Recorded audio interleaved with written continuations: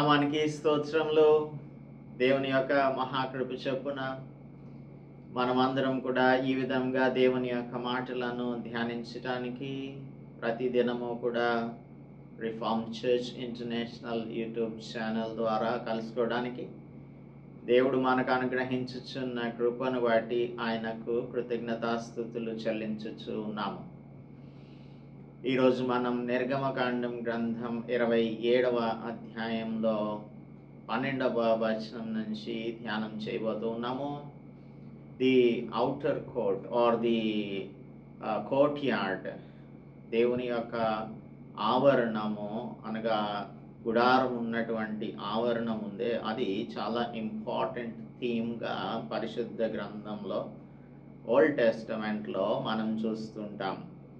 కీర్తనకారుడు 65వ అధ్యాయం 65వ కీర్తన 4వ వచనంలో అంటున్నాడు, నీ ఆవరణములలో నివసించినట్లు నీవు ఏర్పరచుకొని చేర్చుకొని వాడు ధన్యుడు. నీ పరిశుద్ధాలయము చేత నీ మందిరంలోని మేలు చేత మేము తృప్తి పొందేదము అంటున్నాడు డేవిడ్. దేవుని యొక్క ఆవరణములలో నివసించినట్లుగా ఆయన మనలను ఏర్పరచుకుంటే దానికంటే ధన్యత ఏది కూడా లేదు అని అంటాడు. అలాగే 84వ కీర్తనలో కొరహు కుమారులు రాసిన కీర్తనలో 2వ వచనం అంటుంది, యెహోవా మందిర ఆవరణములను చూడవలెనని నా ప్రాణం ఎంతో ఆశపడుచున్నది, అది సొమ్మసిల్లుచున్నది. జీవము గల దేవుని దర్శించుటకు నా హృదయమును నా శరీరమును ఆనందంతో కేకలు వేయుచున్నవి అంటున్నాడు. So our soul should long to go into the sanctuary of the Lord. దేవుని యొక్క ఆలయంలోనికి వెళ్ళడానికి మనం ఎల్లప్పుడూ కూడా సంతోషభరితులముగాను, తర్వాత మన ప్రాణము ఆశతో దేవుని యొక్క సన్నిధిలోనికి వెళ్ళేదిగా ఉండాలి. సో దీని యొక్క ఇంపార్టెన్స్ చాలా గొప్పది. అలాగే కీర్తన 100వ కీర్తన 4వ వచనం చదివినట్టయితే, 100వ కీర్తన 4వ వచనం, కృతజ్ఞతార్పణలు చెల్లించుచు ఆయన గుమ్మములలో ప్రవేశించుడి, కీర్తనలు పాడుచు ఆయన ఆవరణములలో ప్రవేశించుడి, ఆయనను స్తుతించుడి, ఆయన నామమును ఘనపరచుడి అని అంటున్నాడు కీర్తనకారుడు ఇక్కడ స్తుతి అర్పణ కీర్తనలో. సో దేవుని యొక్క మందిర ఆవరణము చాలా ప్రశస్తమైనది. ఆయన సన్నిధిలోనికి వచ్చేటువంటి వారు సంతోషభరితమైన జీవితాన్ని జీవిస్తారు. ఆయన కొరకు ఎదురు చూసేవారు నూతన బలము పొందేవారిగా ఉంటారు. ఈరోజు మనం దేవుని యొక్క మాటలను ఇన్ డెప్త్ మెడిటేషన్ చేయడానికి ముందుగా ప్రార్థించుకుందాం. పరిశుద్ధుడవు, మహోన్నతుడవు, మహాగణుడవైన మా ప్రియ పరలోకపు తండ్రి, మీ ఘనమైన పరిశుద్ధమైన నామము నాకు మేమందరము కూడా కృతజ్ఞతాస్తుతులు వందనములు చెల్లిస్తూ మీ సన్నిధిలోనికి వస్తున్నాము. ఈరోజు మాతో మీరు మాట్లాడండి. మీ వాక్యమును వినుచుండగా వినగలిగిన చెవులు, గ్రహింపగలిగిన హృదయమును మాకు మా ప్రియులకు అనుగ్రహించమని క్రీస్తు యేసు పరిశుద్ధ నామములో ప్రార్థిస్తున్నాం తండ్రి, ఆమేన్. ప్రభునామానికి స్తోత్రములు. దేవుని యొక్క మహాకృపను బట్టి మనందరం కూడా ఈ విధంగా దైవవాక్యమును ధ్యానించడం ఎంతో సంతోషకరం. మన పరిశుద్ధ గ్రంథములను నిర్గమకాండం గ్రంథం 27వ అధ్యాయం 12వ వచనం నాకు కాన్సన్ట్రేట్ చేద్దాం. 12వ వచనం మీద 12వ వచనం నుంచి చదువుతున్నాను.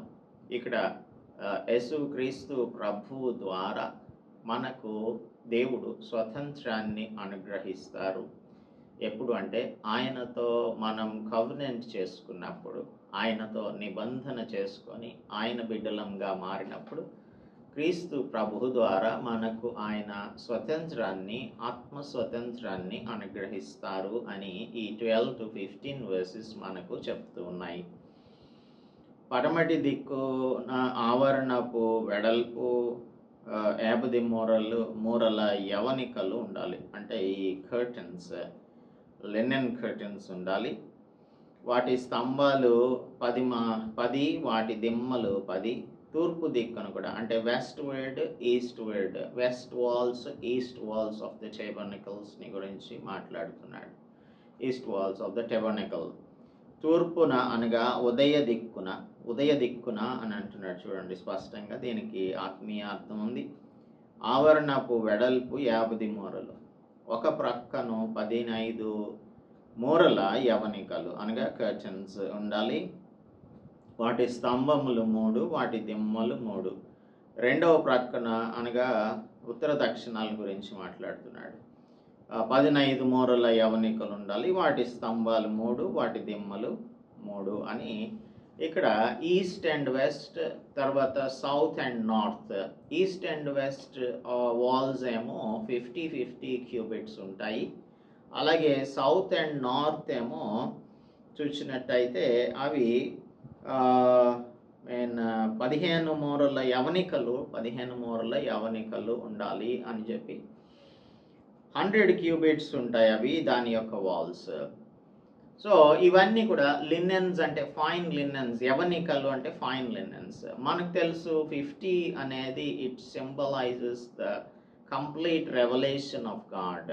దేవుని యొక్క సంపూర్ణ ప్రత్యక్షతను మనకు తెలియజేస్తాయి. అందుకనే 50వ దినమున పెంతెకోస్తు అనగా యేసు ప్రభు ఆరోహణమైన తర్వాత 50th డేన పెంటెకోస్ట్ దినమున పరిశుద్ధాత్మ దేవుడు ఈ భూలోకమునకు వచ్చారు.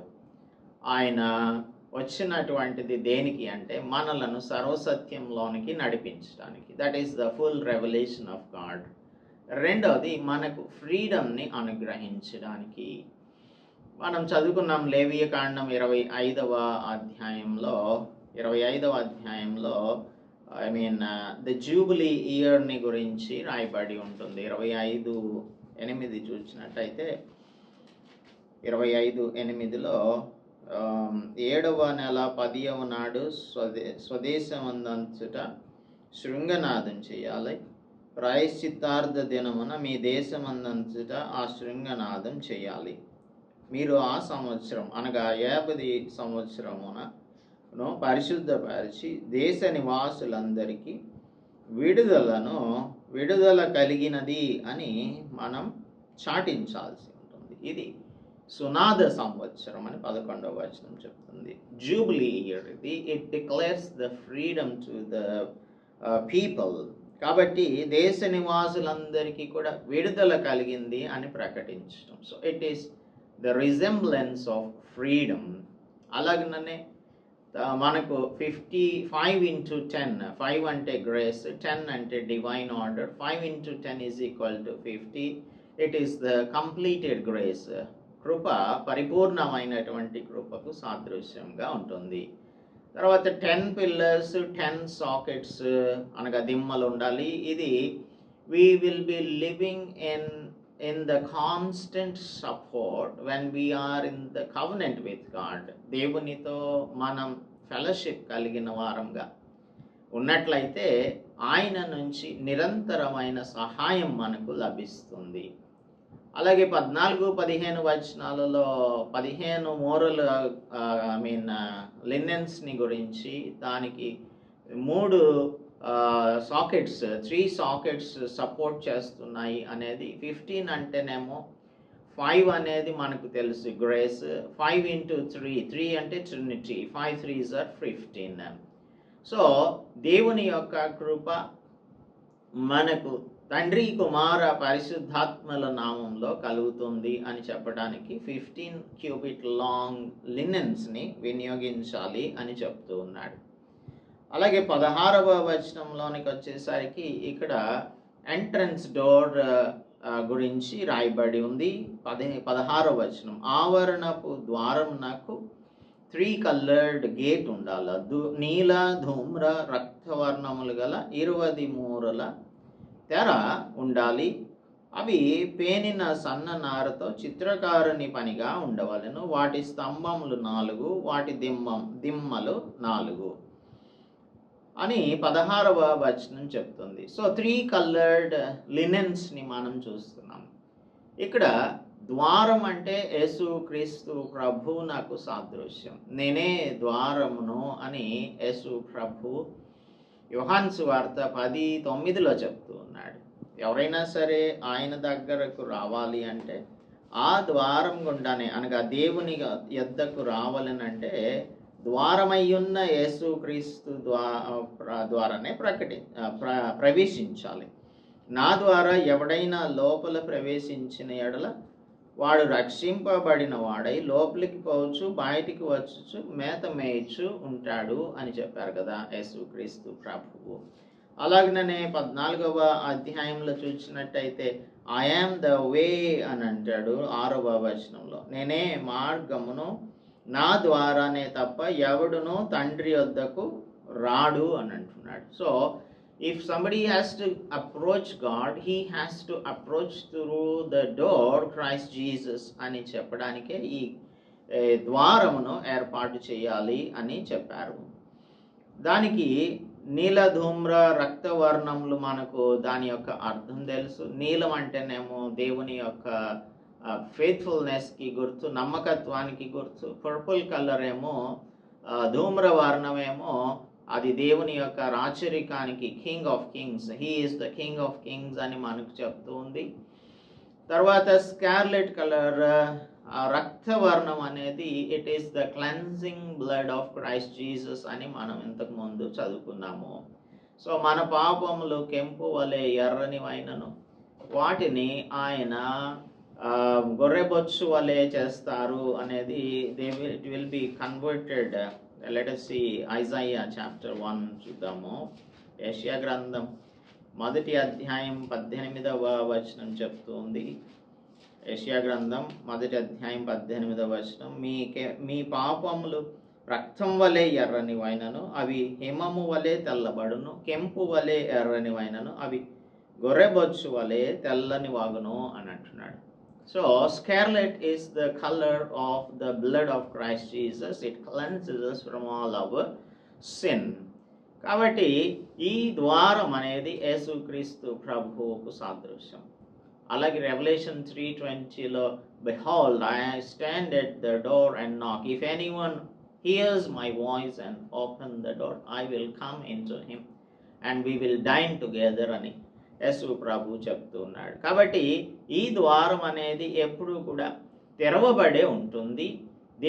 దేవుడు ఆకర్షించిన ప్రతి ఒక్కరు కూడా ఈ ద్వారం గుండా, ఈస్ట్ గేట్లో నుంచి రావాల్సి ఉంటుంది. అందుకే యేసుక్రీస్తు ప్రభు ఆ ఈస్ట్ గేట్లో నుంచి తిరిగి వస్తారు అని ఆ ద్వారం ఎదురు చూస్తూ ఉంటుంది, ఐ మీన్ సెకండ్ కమింగ్లో.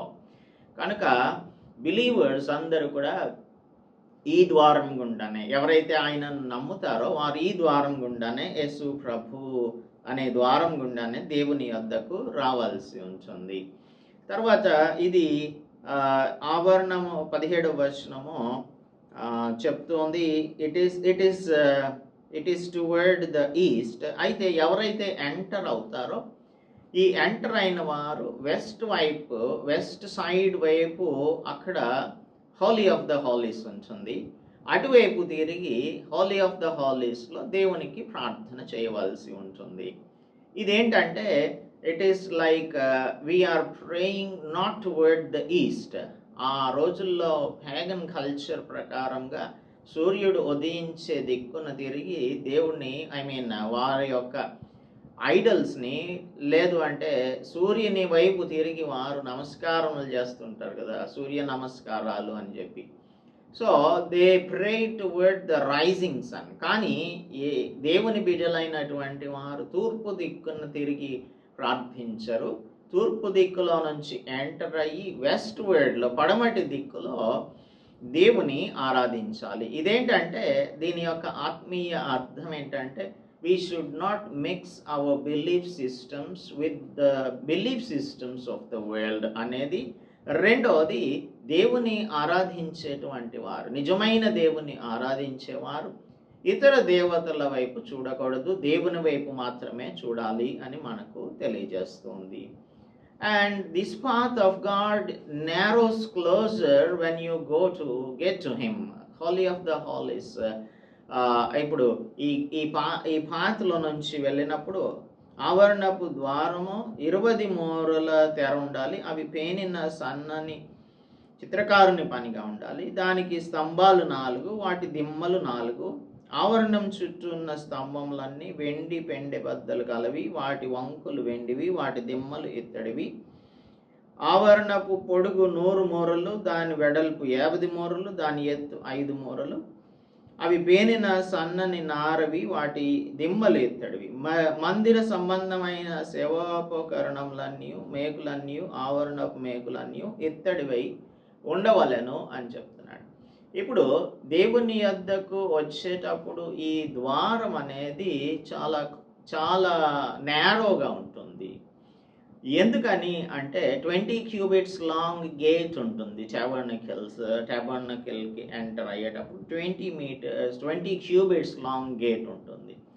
అందుకే యేసు ప్రభు ఏం చెప్పారంటే ఇది ఇరుకు ద్వారంగా ఉంటుంది. మత్తయి సువార్త 7:13లో ఇరుకు ద్వారమున ప్రవేశించుడి, నాశనమునకు పోవు మార్గం వెడల్పును, అది విశాలమును, దాని ద్వారా ప్రవేశించువారు అనేకులు. కానీ జీవమునకు పోవు మార్గం ఇరుకును, ఆ దారి సంకుచితమును అయ్యున్నది, దానిలో నుంచి దానిని కనుగొనేవారు కొందరే అని యేసు ప్రభు చెప్పారు. అయితే ఈ గేట్ ఉంది కదా, the gate grows taller and closer when you draw near toward God. Outer gate వచ్చేసరికి 5 క్యూబిట్స్ టాల్ ఉంటుంది. అయితే ఇన్నర్ గేట్ వచ్చేపాటికి 26:15లో కనుక మనం చూసినట్టయితే పలక పొడుగు 10 మూరలు, పలక వెడల్పు 1.5 10 cubits tall. Outer gate 5 cubits tall అని ఇక్కడ మనం 27లో చదువుకుంటే, 26వ అధ్యాయంలో మనం చూసిన ఇన్నర్ గేట్ యొక్క పొడవు 10 క్యూబిట్స్ 10 క్యూబిట్స్ ఉంటుంది.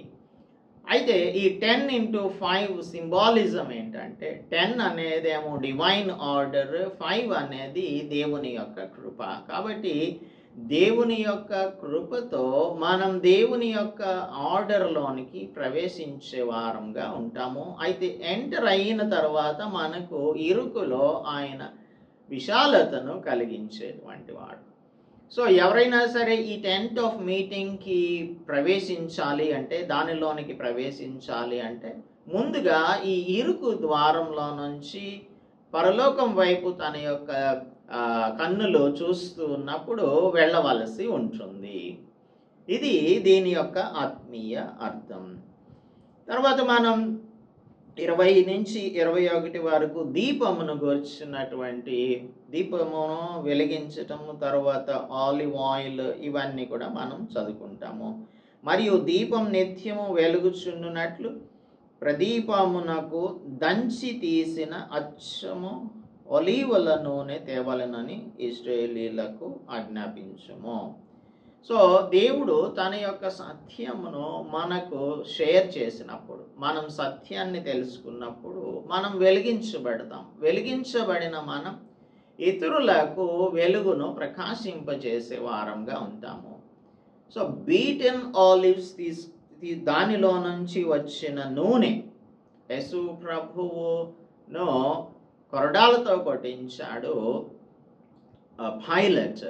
ఇది మన కోసం, ఆయన శిలువ కార్యమును చేయడానికి ముందుగా ఆయన నలగగొట్టబడ్డాడు, కొరడాలతో కొట్టబడ్డాడు అని జాన్ చాప్టర్ 19:1లో మనం చదువుకుంటాము.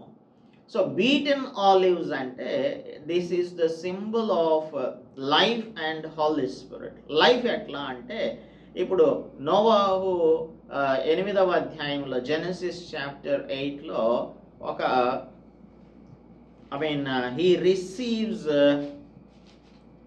let us see chapter 8:11 of Genesis. ఆదికాండం 8వ అధ్యాయం 11వ వచనంలో, మరియు 7 దినములు తాలి మరలా ఆ నల్ల పావురమును ఓడలోనికి నుండి వెలుపలికి విడిచాను. సాయంకాలమున అది అతని యొద్దకు వచ్చి త్రుంచబడిన ఒలీవ చెట్టు ఆకు దాని నోట నుండెను గనుక భూమి మీద నుండి నీళ్లు తగ్గిపోయాను అని నోవాహుకు అర్థమైంది. సో ఇక్కడ తుంచబడిన ఒలీవ చెట్టుని మనం చూస్తున్నాం. It is the symbol of life. కాబట్టి ఆలివ్ అనేది సింబల్ ఆఫ్ లైఫ్. అలాగే లేవియ కాండము 24వ అధ్యాయం మొదటి 2 వచనాలు చూసినట్టయితే మొదటి 2 వచనాలలో 24:1-2 దీపం నిత్యం వెలుగుచుండాలి, దానికి దంచి తీసిన అచ్చమైన ఒలివ నూనెను తీసుకొని రావాల్సి ఉంటుంది. సో ఆయిల్ అనేది it is the symbol of life. Olive oil is the symbol of life. ఇంకా పరిశుద్ధాత్మకు సాదృశ్యంగా ఉంది అని చెప్పడానికి ఇప్పుడు 1 శామ్యూయల్ని చూసినట్టయితే 16th చాప్టర్ verse 13లో మొదటి సమూయేలు గ్రంథం 16వ అధ్యాయం 13వ వచనం చూస్తే 16-13 సమూయేలు తైలపు కొమ్ము తీసి వాని సహోదరుల ఎదుట వానికి అభిషేకం చేశాను. నాటి నుండి యెహోవా ఆత్మ దావీదు మీదకి బలంగా వచ్చాను. సో ఇక్కడ తైలపు కొమ్ములో ఈ ఆలివ్ ఆయిల్ని తీసుకొని తనని అభిషేకం చేసిన నాటి నుండి ఆత్మ, యెహోవా ఆత్మ అంటే పరిశుద్ధాత్మ దావీదు మీదకి బలంగా వచ్చింది అని మనం చదువుకున్నాం. Even we read this in Zechariah chapter 4 verses 2-6.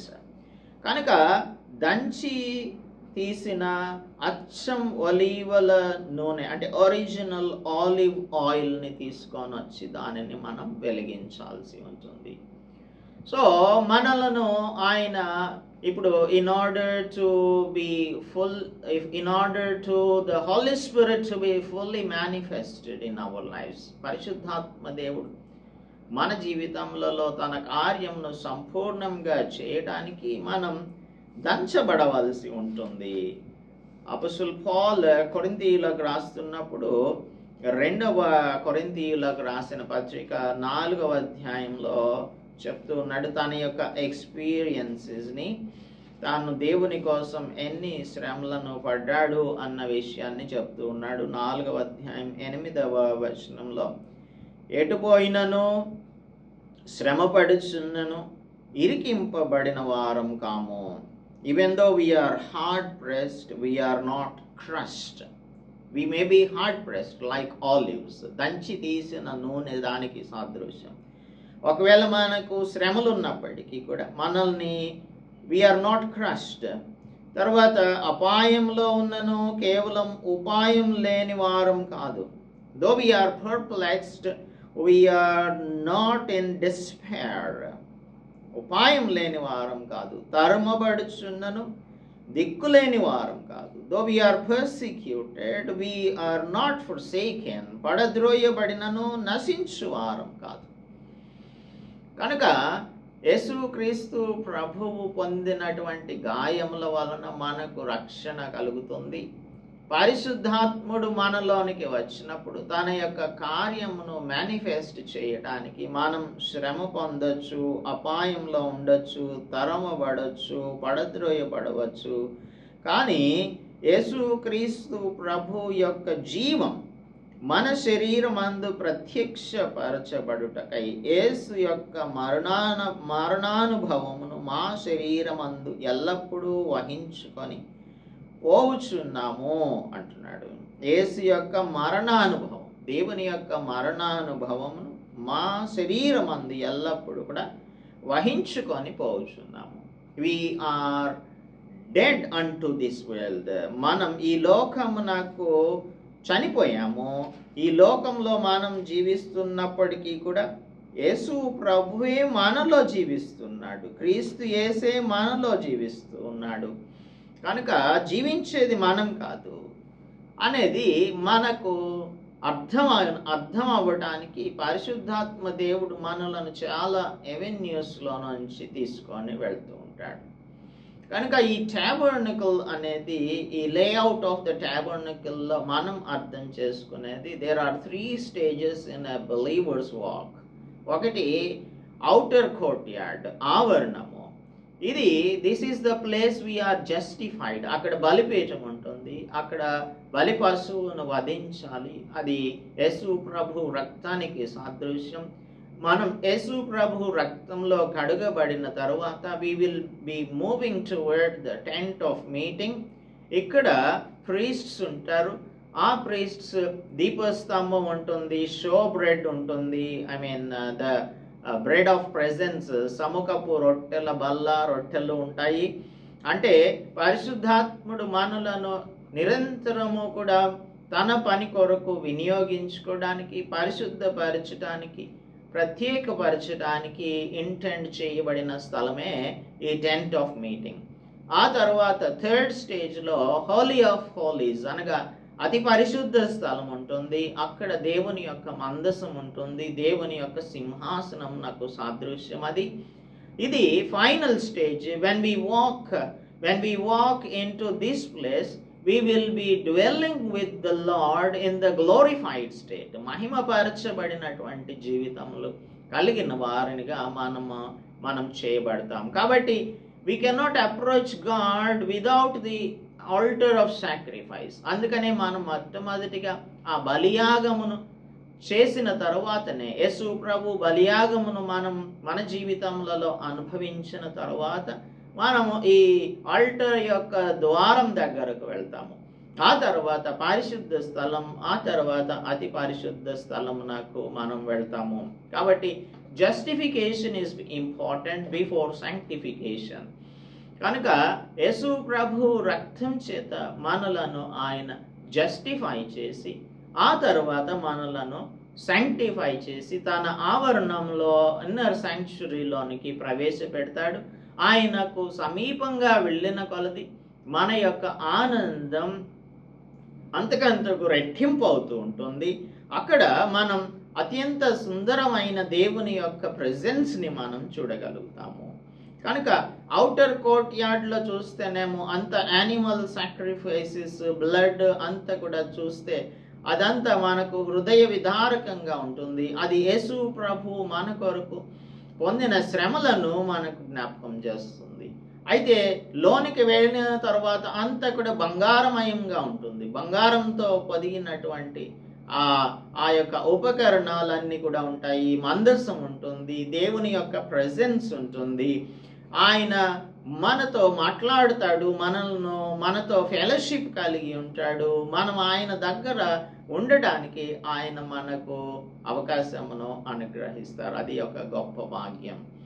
అందుకని ఇటువంటి సింబాలిజం అంతా కూడా దేవుడు మనకు తెలియపరచడానికి ఈ ఆవరణంను, టెంట్ ఆఫ్ మీటింగ్, తర్వాత holly and the most holly places, అందులో మోస్ట్ హాలీ ప్లేస్లో ఆర్క్ ఆఫ్ ద లార్డ్ని, వీటన్నింటిని కూడా చేయమని మోజెస్కి ఆజ్ఞాపించాడు. తర్వాత యాజకత్వమును గురించి, ది ప్రీస్ట్లీ గార్మెంట్స్ అనేవి ఎలా ఉండాలి.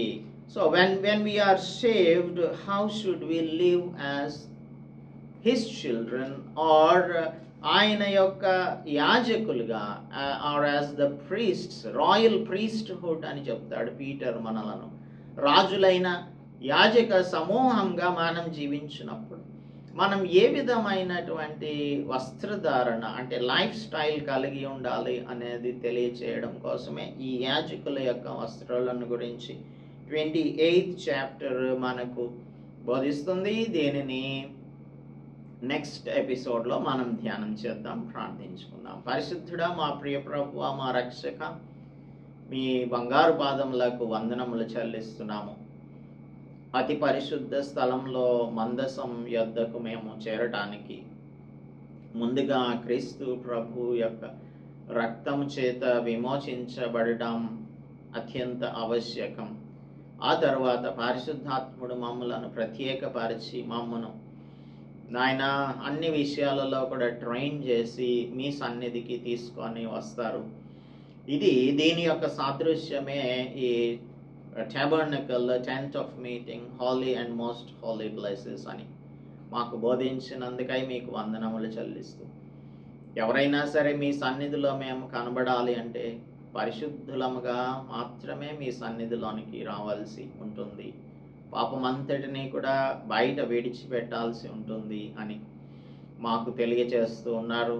ప్రతి దినము కూడా మీరు మమ్మలను ఈ పాపరహితులనుగా చేసి, పరిశుద్ధులనుగా చేసి, మిమ్మును కలుసుకోవడానికి, మీతో సహవాసం చేయడానికి మాకు అనుగ్రహించుచున్న సాంక్టిఫికేషన్ ప్రాసెస్ అంతటిని బట్టి కూడా వందనములు చెల్లిస్తూ, ఆయన దినదినము కూడా పరిశుద్ధతలో ఎదిగే వారంగా ఉండున్నట్లు కృప చూపించమని, ఏవైతే డిస్ట్రాక్షన్స్ మాకు ఉంటున్నాయో వాటన్నింటినీ మీ పాదముల యొద్దకు తీసుకొని వచ్చి వాటిని మీకు అప్పగించి జయము పొంది మరలా మీ బిడ్డలంగా మీతో సహవాసం కొనసాగించినట్లు మాకు మా ప్రియులకు సహాయం అనుగ్రహించమని క్రీస్తు యేసు పరిశుద్ధ నామంలో ప్రార్థిస్తున్నాం తండ్రి, ఆమేన్. దేవుని నామానికి స్తోత్రం.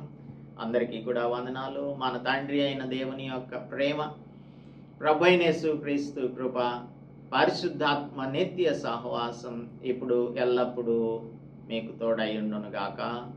ఆమేన్.